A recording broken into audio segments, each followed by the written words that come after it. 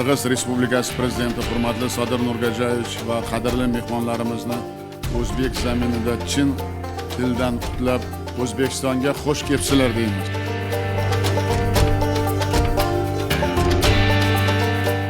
Maga жана Кыргыз делегациясына көрсөтүлүп жаткан жылуу меймандостук үчүн кымбаттуу кесиптешме, урматтуу Шафкат Миромович, сизге жана бүткүл өзбек элине терең ыраазычылыгымды билдирем.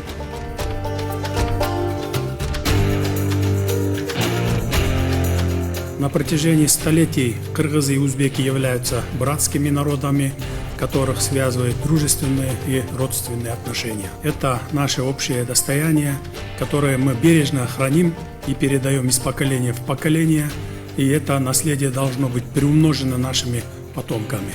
Сегодня мы смогли закрепить позитивные сдвиги в наших отношениях, наполнить их новым качественным содержанием в русле стратегического партнерства.